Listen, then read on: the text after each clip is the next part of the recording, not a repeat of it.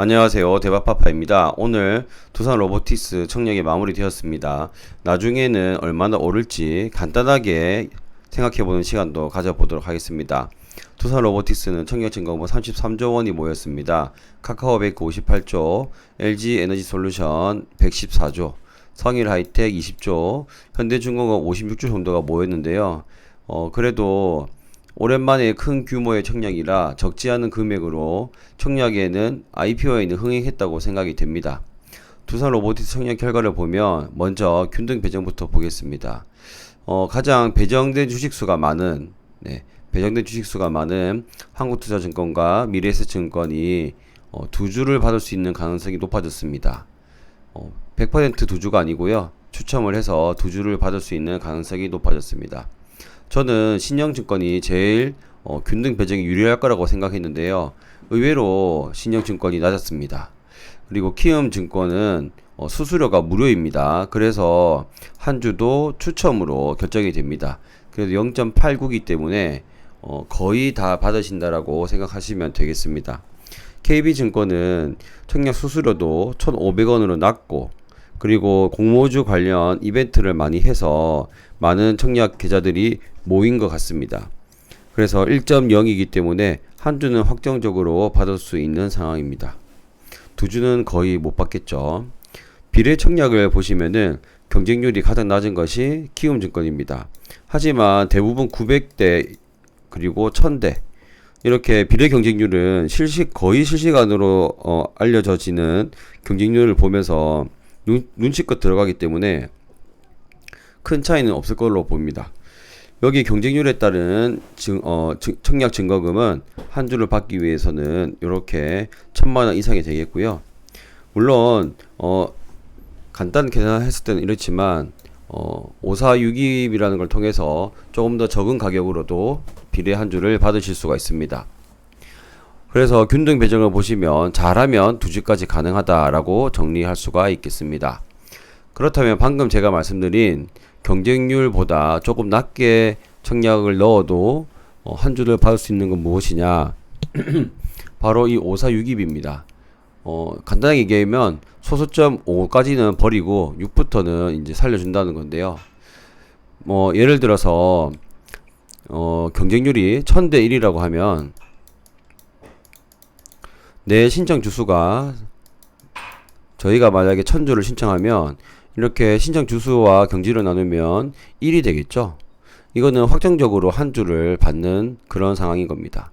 하지만 모든 사람들의 신청 금액이 딱 맞아떨어지지 않기 때문에 배정하고 남은 주식들이 있는데요. 그 남은 주식들은 소수점 0.6 이상인 사람들에게 배정이 되게 됩니다. 그래서 만약에 제가 6000대 1에서 600주를 신청을 하면 이게 딱 0.6이 되잖아요. 그러면 0.6도 있을 거고 0.7도 있을 거고 0.8도 있을 겁니다. 600주, 700주, 800주가 시청하신 분들이 있겠죠. 900주도 있을 거고요. 그러면 남은 주식들을 위에서부터 차분히 순차적으로 이제 배정하게 됩니다. 그래서 꼭 1000대 1이라고 해서 1000주를 신청해야만 받는 건 아닙니다. 1000주보다 조금 낮게 신청해도 받는데 이게 바로 5462 제도입니다. 이 5462 제도를 보시면 여기에 증거금이 약 6에서 700만원 정도인데요. 이것보다 조금 더 높게 쓰시면은 한 주 받을 수 있는 가능성이 있다라고 생각하시면 되겠습니다. 이거는 그러면 얼마까지 0.6까지 받았는지 0.7까지 받았는지 어떻게 할 수 있느냐? 나중에 상장하기 전에 증권 발행 실적이 나옵니다. 그 발행 실적에 보면 어디까지 이제 배정됐는지 알 수 있기 때문에 그것도 확인해 보시면 좋겠습니다. 자, 그러면 두산 로보틱스의 시가총액은 공모가 기준으로 1.49조 원이거든요. 현재 로봇 관련주 중에서 거의 대장 역할을 하고 있는 레인보우 로보틱스입니다. 24만을 찍은 다음 현재 로봇 관련주들이 전부 다 대체적으로 하락세를 띄고 있습니다. 현재 오늘 날짜로 시가총액은 3조 2천억입니다. 그러면 여기 두산 로보틱스보다 2배는 더 비싸게 시장에서 거래가 되고 있습니다. 다행히도 두산 로보틱스는 추석이 지나고 난 뒤에 10월 5일에 상장을 합니다. 그래서 이 추석 전에 시장들이 대부분 안 좋은데 추석이 지나고 나서 상장하기 때문에 그나마 다행이다. 하지만 로봇주들의 지금 이런 하락세는 좋지 않은 상황이다 라고 볼 수 있겠고요. 그럼 매출액으로 한번 비교를 해보면 레인보우 로보티스는 2022년에 136억, 두산 로보티스는 449억입니다.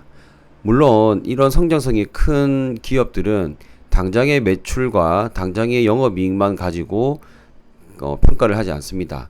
성장성을 많이 보지만 그럼에도 불구하고 이 차이가 굉장히 지금 크기 때문에 상승 가능성이 있다.